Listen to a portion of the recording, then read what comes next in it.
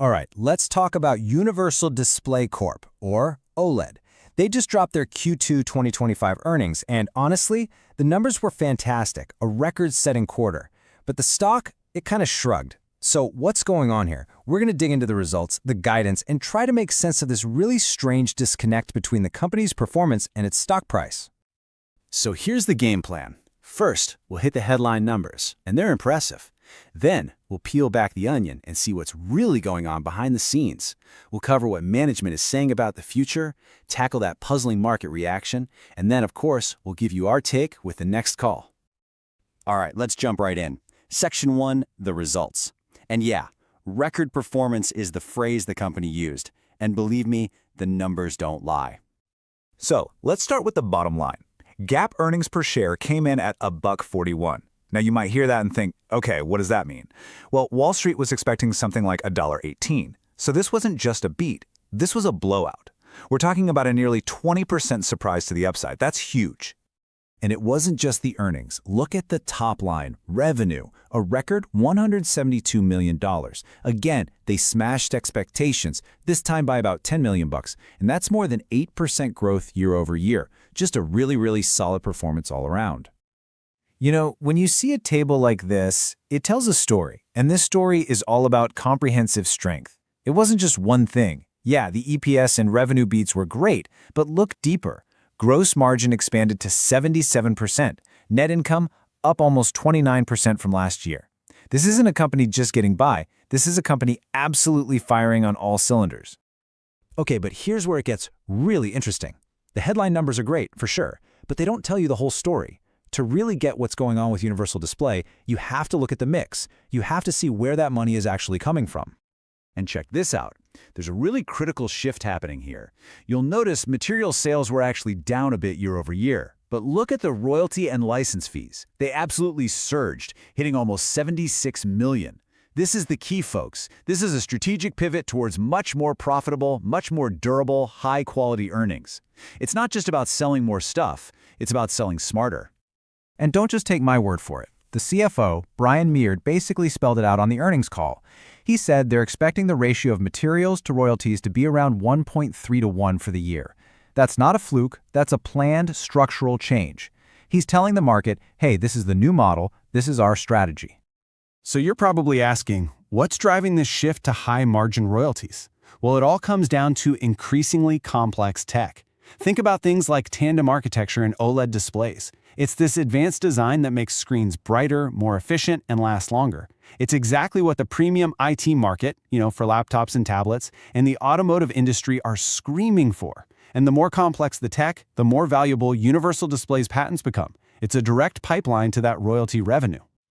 Okay, so that's the what happened. Now let's talk about the what's next. We're moving on to management's guidance. And let me tell you, the tone on that call was confident, really confident. And talk is cheap, but they put their money where their mouth is. They raised the low end of their full-year revenue guidance. Now, that might seem like a small tweak, but in the world of Wall Street, that is a huge signal. Management is basically saying, that downside risk you were worried about, it's off the table. It de-risks the story for the rest of the year.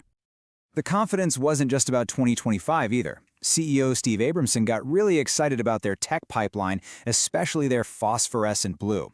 He called it a game changer, and he's not wrong. This tech could boost OLED efficiency by another 25%. They just hit a huge commercialization milestone with it, so this isn't some far-off dream. This is a real catalyst on the horizon. So let's just step back for a second.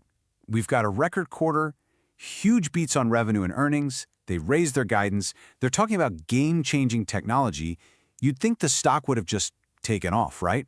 Well, this is where things get really weird. And that brings us right to the heart of the matter. The big question we need to answer. If everything was so good, why on earth did the stock drop? It's baffling. Right after the call, the stock dipped about 1.2% in after hours. Now, that's not a crash, but it's a drop. It makes no sense. It's completely the opposite of what you'd expect after a report like that. And this isn't just a one-time thing, a weird after-hours quirk. If you zoom out and look at the past year, you see the same disconnect. The broader market, the S&P 500, is up nicely, the semiconductor index is up, but OLED, it's been a significant underperformer. So this isn't new, but it is puzzling. So what gives? What is the market so worried about? Well, if you listen closely to the Q&A from the call, you start to get some clues. It seems like investors are getting hung up on short-term stuff, what I'd call noise. They're worried that some sales from China got pulled forward into Q2 because of tariffs, and they're concerned that the second half of the year might look a little flattish compared to normal. Basically, they're worried about the next 6 months. And that's the million-dollar question, isn't it? Is the market right to be so focused on the next 2 quarters, or is it completely missing the forest for the trees? It's time for us to separate that signal from the noise and figure out our own outlook. Look, the market is obsessing over Q3 seasonality, but this timeline, this is the real story. Forget the next 6 months. Look at the next 5 years. We've got new, hyper-efficient Gen 8.6 fabs coming online starting next year. The number of OLED screens and IT devices expected to double by 2027. In cars, potentially triple by 2029. This isn't a small wave. This is a tsunami of growth that is building right now. So let's just lay it all out. Here's the investment thesis, plain and simple. 1, this company executes, period. They consistently beat expectations. 2, they are making a smart strategic shift to higher margin, more predictable royalty revenue. 3, they are surfing on massive, long-term growth waves in both IT and automotive. 4, they have legitimate technology catalysts in their back pocket with phosphorescent blue. And 5, and this is the big one, the market is completely ignoring all of this and is instead focused on short-term noise. That, my friends, is a disconnect.